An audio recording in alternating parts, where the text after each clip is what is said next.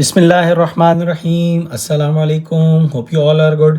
हम पढ़ रहे थे फ़िज़िक्स का चैप्टर डायनामिक्स 1 और आज की वीडियो में हम कम्प्लीटली स्टडी करेंगे मास एंड वेट का डिफरेंस। उसके बाद हम स्टडी करेंगे gravitational field strength and acceleration due to gravity, इन दोनों का डिफरेंस, और लास्ट में मोमेंटम। ये 3 टॉपिक्स हम कम्प्लीटली स्टडी करेंगे कॉन्सेप्ट और एग्ज़ाम के पॉइंट ऑफ व्यू से। अगेन ग्रेविटेशनल फील्ड और एक्सेलरेशन ड्यू टू ग्रेविटी और मास और वेट के जो डिफरेंसेस हैं ये बहुत ज़्यादा इंपॉर्टेंट हैं। तो मैं इससे रिलेटेड आपको शॉर्ट क्वेश्चंस और MCQs भी बता दूंगा। एक छोटी सी बात कि अगर आप वीडियो को ध्यान से कम्प्लीटली देखेंगे तो आपको इनके डिफरेंसेस और रियल मीनिंग्स जो हैं वो समझ आ जाएंगे और आप कॉन्फिडेंटली इनको एग्ज़ाम में अटेम्प्ट करेंगे। चलिए स्टार्ट करते हैं। हमारे पास मास और वेट क्या होता है? मास बेसिकली अमाउंट ऑफ मैटर होता है, ठीक है। Mass is the amount of matter an object contains, यानी कि फॉर एग्जांपल ये मेरे पास एक बॉडी है, इसका जितना भी अमाउंट है ना इस मैटर का जो ये बॉडी कंटेन कर सकती है, ये इसका मास है, ठीक है। ये एक कांस्टेंट क्वांटिटी है, ठीक है। ये एक इंडिपेंडेंट क्वांटिटी है, ये कांस्टेंट रहना है, ये कभी भी चेंज नहीं होना। जबकि वेट क्या होता है? वेट जो है वो ग्रेविटेशनल फोर्स का नाम है जो कि लग रही होती है किसी मास के ऊपर, ये याद रखें।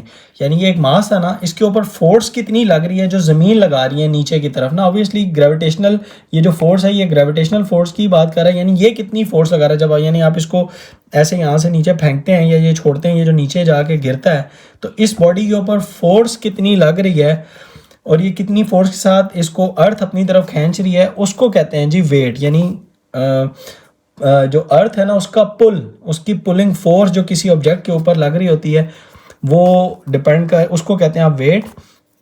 अच्छा, होप कि आपको मास और वेट अब समझ आ गया होगा। अच्छा, अब इसके डिफरेंसेस क्या हैं हमारे पास मास और वेट के? मास और जो वेट है, सबसे पहले आपने इसका अगर एग्जाम में आ जाए डिफरेंस लिखना है तो आपने इसकी एक तो लिख लें डेफिनेशन कि मास और वेट जो है वो क्या है? An object of matter, amount of matter an object contains, और दूसरा gravitational force acting on an object, ठीक है। उसके बाद ये एक स्केलर क्वांटिटी है, ये लिख लें, ठीक है। और ये एक वेक्टर क्वांटिटी है और इस वेक्टर की, ठीक है, और इस वेक्टर यानी इस जो वेट फोर्स थी इसकी जो डायरेक्शन है वो है towards the centre of earth, ये भी आप बात याद रखिए। अच्छा, अब इसका जो फार्मूला है वेट का, यानी आपने कैसे कन्वर्जन करनी होती है मास, अगर आपके पास गिवन और वेट निकालना हो तो मास जो W इक्वल टू होता है वो होता है मास टाइम्स ऑफ ग्रेविटी, यानी ग्रेविटेशनल एक्सेलरेशन। यहाँ पे ये जो ग्रेविटेशनल एक्सेलरेशन है इससे जो G की वैल्यू है वो हम लेते हैं 9.8 मीटर्स पर सेकेंड स्क्वायर, ये हम ले लेते हैं। अगर आप मास को, जो भी उस बॉडी का मास था उसको ग्रेविटेशनल एक्सेलरेशन से मल्टीप्लाई करें, you will get the value of weight या ग्रेविटेशनल पुल, आपको मिल जाएगा कि कितनी फोर्स उस मास के ऊपर जो है वो ज़मीन लगा रही है। जबकि यहाँ से अगर इसका फार्मूला देखना हो तो बिल्कुल इसी तरह, मास वैसे इंडिपेंडेंट था लेकिन इसी फार्मूले को अगर आप रिवर्स में यूज़ कर लेंगे तो M इज़ इक्वल टू हो जाएगा W डिवाइडेड बाय G। तो हमारे पास यहाँ से मास, अगर वेट गिवन हो तो हम मास भी निकाल सकते हैं।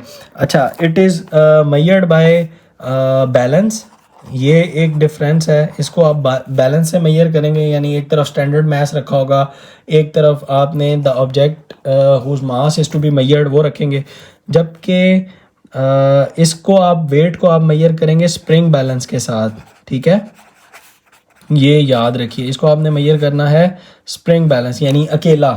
अच्छा, अगर आपने थोड़ा सा डिफरेंस भी देखना हो ना कि आपने इसका मास मेजर किया है या आपने उसका वेट मेजर किया है, तो जो चीज़ बिल्कुल अकेले मेजर हो रही होगी ना अकेले, उसको आप कहेंगे कि वो वेट आपने मेजर किया। जो आप किसी भी बॉडी के साथ कंपेयर करके कर रहे होंगे ना तराजू में, जिस तरह एक तरफ वो 1 किलो का पत्थर रख देता है, दूसरी तरफ वो उसको बराबर करता है, तो वो बेसिकली मास मेजर हो रहा होता है। और मास जो है वो इंडिपेंडेंट है, वो ज़मीन के किसी भी, यानी ये मेरे पास अर्थ है ना, इधर भी मैं ये अर्थ बना देता हूँ, इसको मैं सरफेस के ऊपर मेजर करूँ, किसी हाइट पे मेजर करूँ, कहीं ले जा के मेजर करूँ, मास इज़ कांस्टेंट, ये आप याद रखें, मास इज़ कांस्टेंट क्वांटिटी, ये लिख लें, मास इज़ कांस्टेंट क्वांटिटी, ये कांस्टेंट रहेगा। जबकि आपके पास जो वेट है वो जैसे जैसे आप अर्थ के सरफेस से ऊपर मूव करते जाएंगे तो आपकी जो वेट है वो कम होता जाएगा, क्योंकि जो फोर्स ऑफ ग्रेविटी है, जो फोर्स का पुल है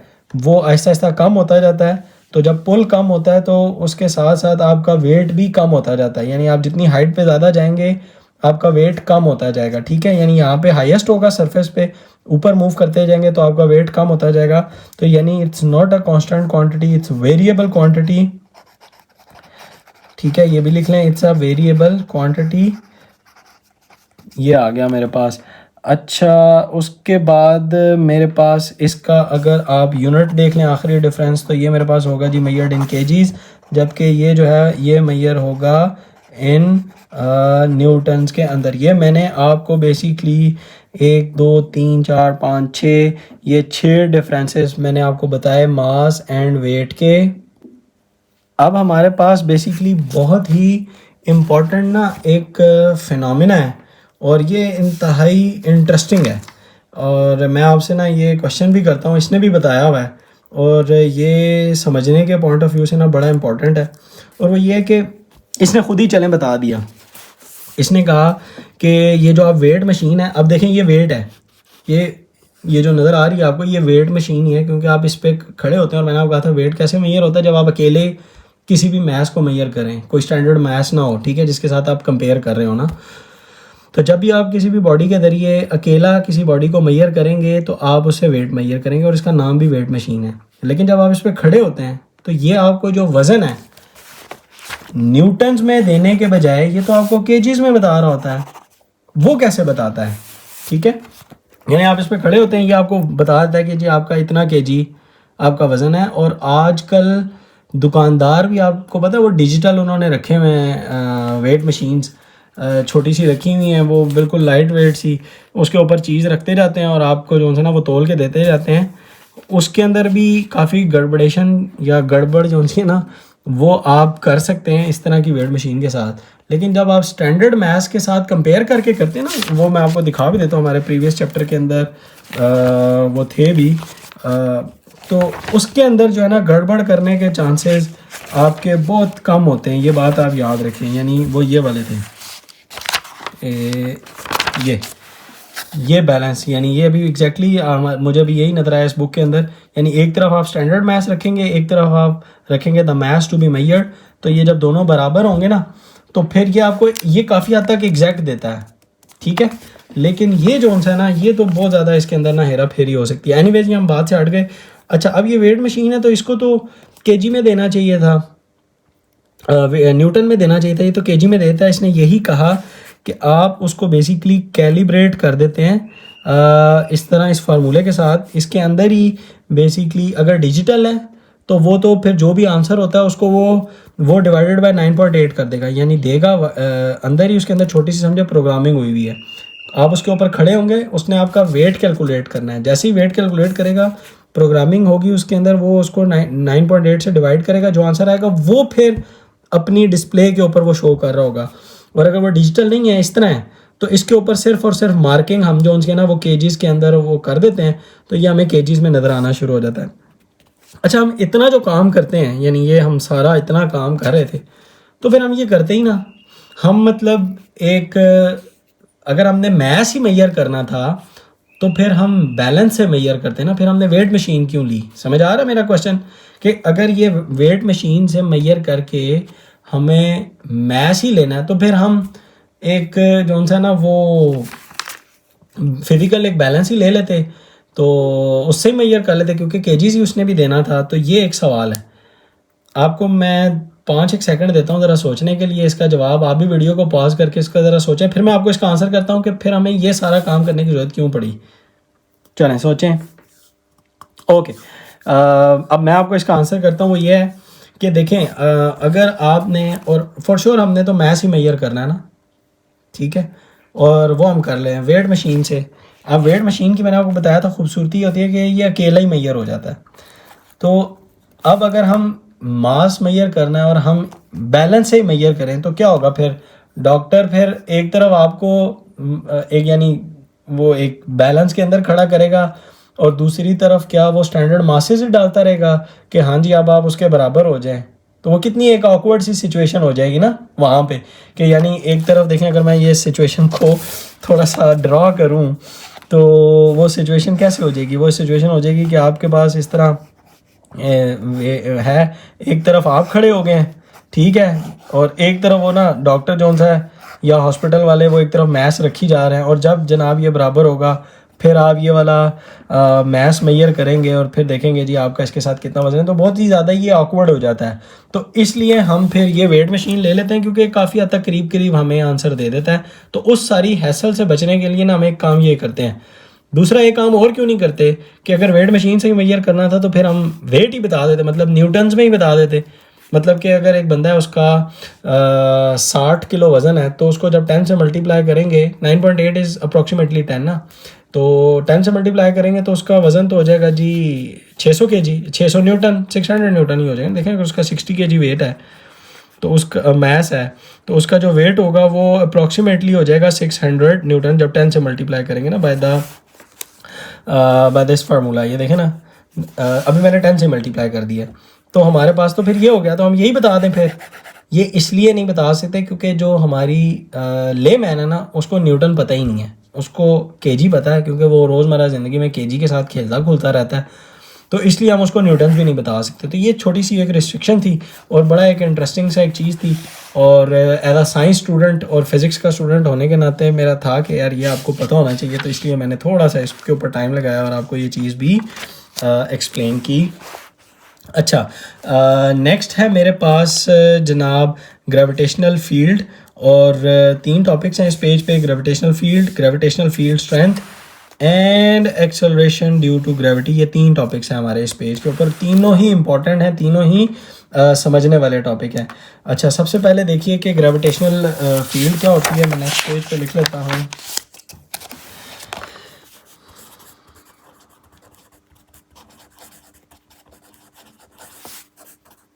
अच्छा, ग्रेविटेशनल फील्ड होती है स्पेस है मेरे पास अराउंड दी अर्थ, ठीक है। स्पेस, ये आप लिख लें, इसकी डेफिनेशन बड़ी आसान सी है, स्पेस अराउंड दी अर्थ, और ये मैंने बना भी दी, यानी यहाँ तक ग्रेविटेशनल फील्ड है, इससे बाहर फील्ड कोई नहीं है, ठीक है। ये अर्थ है, where gravitational force is operative, space around the earth where gravitational force is operative, ठीक है। यानी कि वो जगह जहाँ तक स्पेस अराउंड द अर्थ, ये यानी स्पेस अराउंड द अर्थ जहाँ तक ग्रेविटेशनल फोर्स जो है वो ऑपरेट कर रही हो, यानी ग्रेविटेशनल फोर्स यानी इस अर्थ का पुल जो है वो ऑपरेट कर रहा हो, इसको आप कहते हैं जी कि इसको, इस बाउंड्री को बेसिकली कहेंगे, ठीक है, ग्रेविटेशनल फील्ड। ये याद रखिए, ये gravitational field is basically boundary. और एक छोटा सा एक मिसकंसेप्शन भी है, क्रिकेट जो बच्चे देखते हैं खेलते हैं उसमें जो हम फील्ड कहते हैं वो बेसिकली फील्ड जो होती है ना वो बाउंड्री होती है, वो फील्ड वो नहीं होती जो आपने प्लेयर खड़े किए होते हैं, जो हम कहते हैं ना फील्डिंग खड़ी है, वो बेसिकली फील्ड के अंदर खड़ी होती है तो उसको फील्डिंग कहते हैं। और फील्ड को बेसिकली वो ये बाउंड्री को कहते हैं, यानी इसके अंदर, ये भी यही था ना ग्रेविटेशनल फील्ड मतलब स्पेस अराउंड द अर्थ, ठीक है, या boundaries basically around the earth where gravitational force is operative. अच्छा, ये तो था थोड़ा थोड़ा, मैं 7 चीज़ें बाकी भी एक्सप्लेन करता रहता हूँ ताकि जो फिज़िक्स पढ़ने वाले स्टूडेंट हैं वो ज़रा सा रिलेट किया करें चीज़ों को। अच्छा, अब मेरे पास आ गया है ग्रेविटेशनल फील्ड स्ट्रेंथ, और ये बहुत ही इंपॉर्टेंट है। अच्छा, ग्रेविटेशनल फील्ड स्ट्रेंथ की ये डेफिनेशन लिखी हुई है, ये यहीं से देख लें, ये सही थी। Gravitational field strength is the amount of force per unit mass acting on objects in the gravitational field, यानी ये इसी जो इसकी डेफिनेशन थी इसकी ये फॉर्म भी बन गई, मैथमेटिकल फॉर्म। और वो क्या बनी कि देखें, अमाउंट ऑफ फोर्स जो है वो लग रही है पर यूनिट मास, यानी 1 kg के ऊपर कितनी फोर्स लग रही होगी उसको आप कहते हैं gravitational field strength, value of G. और the gravitational field strength obviously is a vector quantity with a magnitude of g that points in the direction of the gravitational force, यानी ये gravitational force की ही direction में लग रही होती है। अच्छा, अब आसान अल्फाज में gravitational field strength क्या होती है वो मैं आपको बताता हूँ। अच्छा, ये मैं ड्रॉ करता हूँ आपको साथ ही ना, फिर बताता हूँ। और ये है मेरे पास यहाँ पे gravitational field strength, और ये है मेरे पास acceleration due to gravity।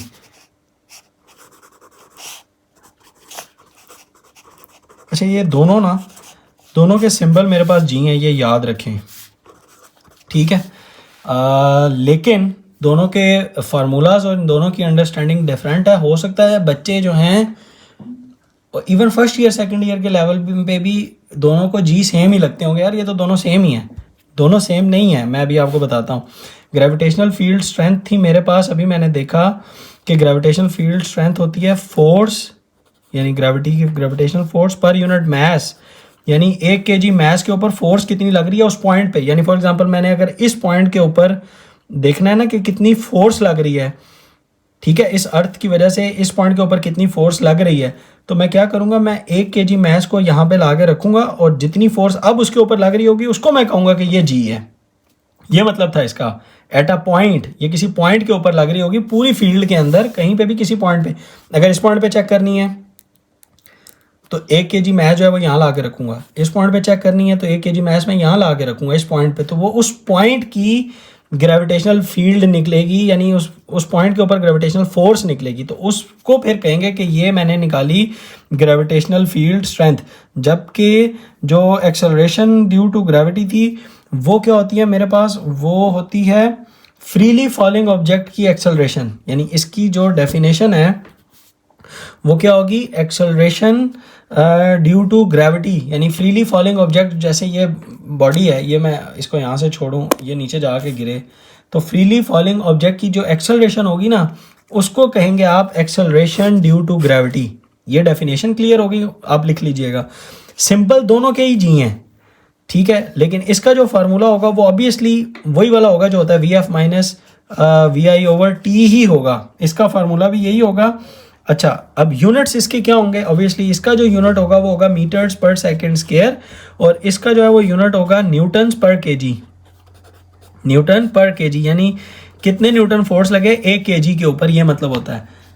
अच्छा, सबसे जो इंपॉर्टेंट चीज़ है ना, जो इंटरेस्टिंग इसको बनाती है, वो है जी दोनों का मैग्नीट्यूड सेम है। यानी इसकी जो मैग्नीट्यूड है वो भी सरफेस ऑफ अर्थ के ऊपर, यानी मैंने आपको बताया था कि अगर दूर जाएंगे तो फोर्स ग्रेविटी की कम होती जाती है, तो सरफेस ऑफ अर्थ के ऊपर जो जी की जो ग्रेविटेशनल फील्ड स्ट्रेंथ यानी जी की जो वैल्यू होती है वो होती है 9.8 न्यूटन्स पर केजी, यानी 9.8 न्यूटन्स लग रहे होंगे 1 kg के ऊपर।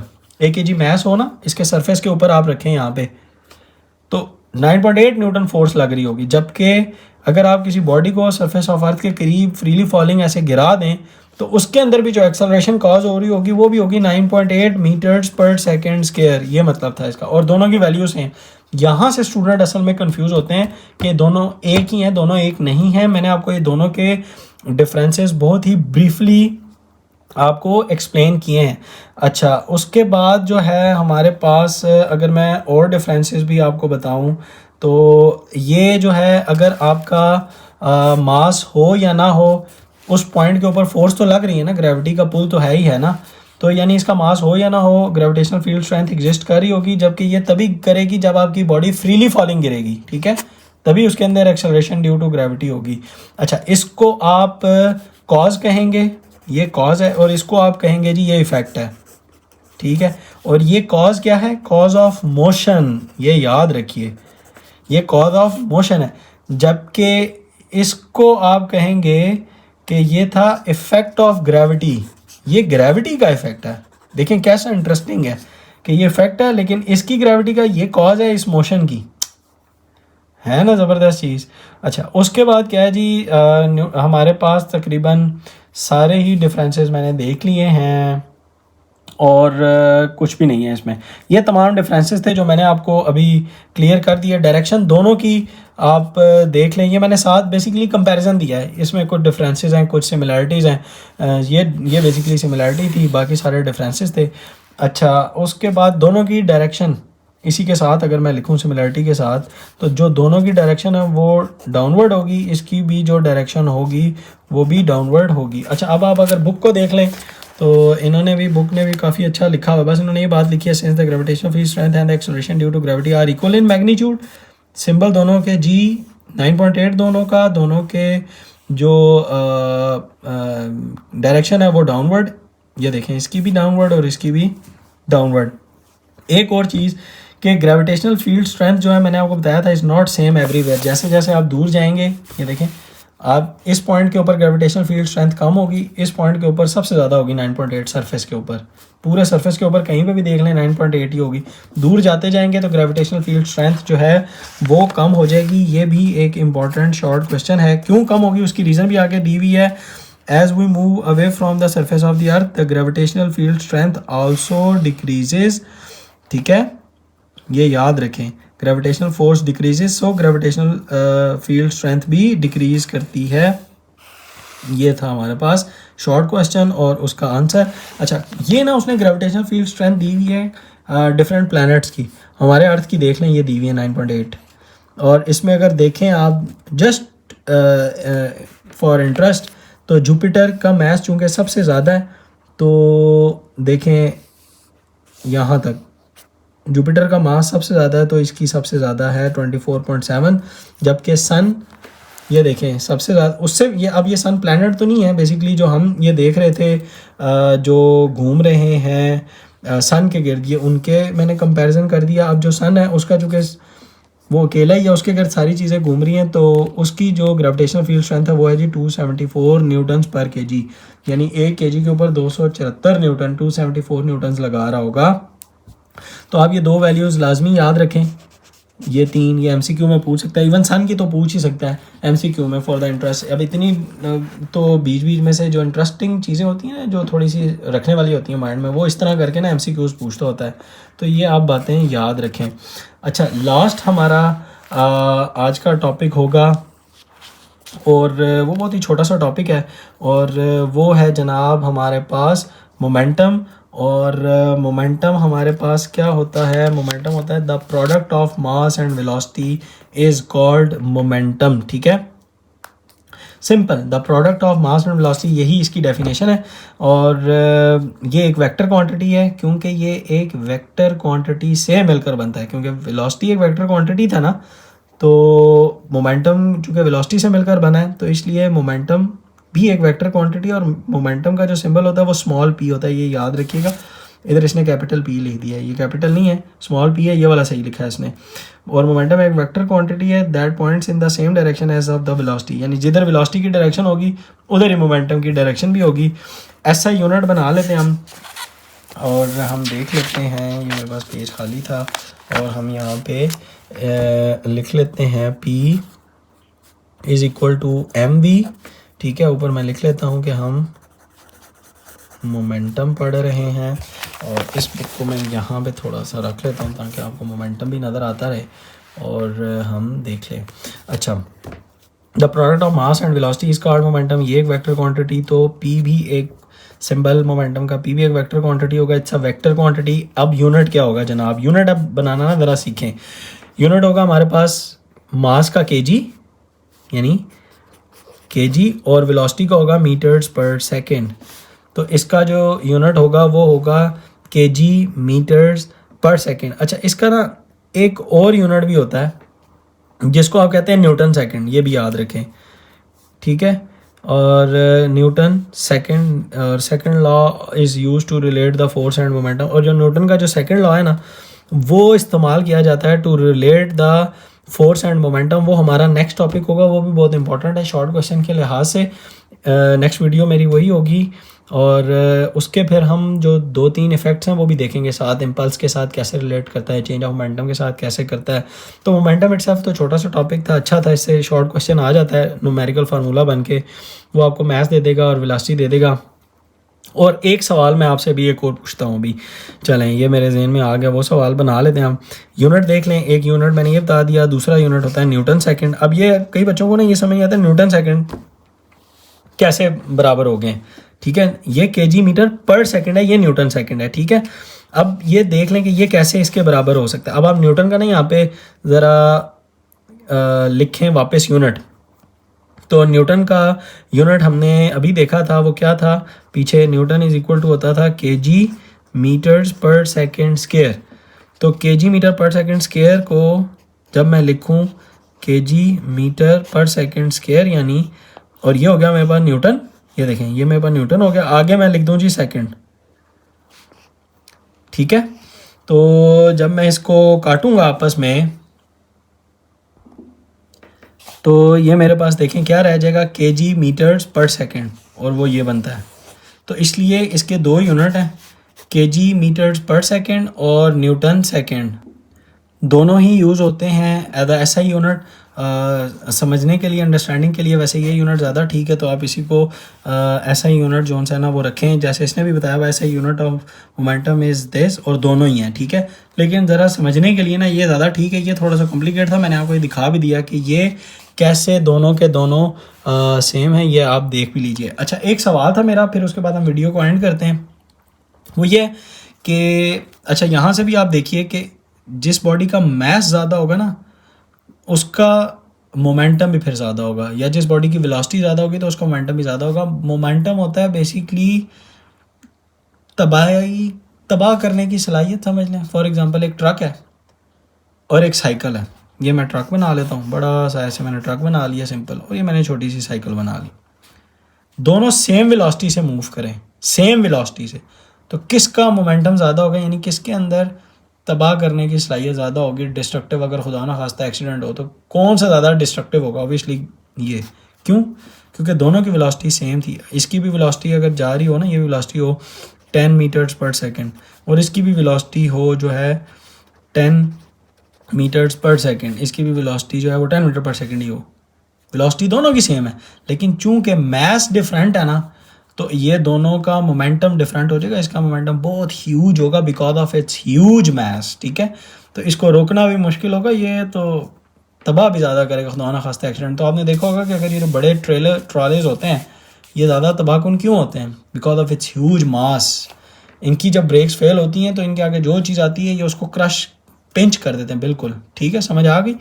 अच्छा क्या ऐसा हो सकता है मेरे पास कि अब यहाँ पे सवाल है कि ये और ये दोनों बॉडीज़ का मोमेंटम सेम हो जाए, क्या ऐसा हो सकता है, मतलब रिगार्डलेस ऑफ दीज वेलोसिटीज़। अब ये वेलोसिटी अपने माइंड से निकाल दें कि इन दोनों बॉडीज़ का मोमेंटम सेम हो जाए, क्या ऐसा हो सकता है। फॉर एग्जांपल अब मैं इसका आपको मैथ देता हूँ, इसका मैथ है जी 1000 kg, हाइपोथेटिकल ले रहा हूँ, और इसका जो मैथ है वो है जी फर्ज करें 100 kg,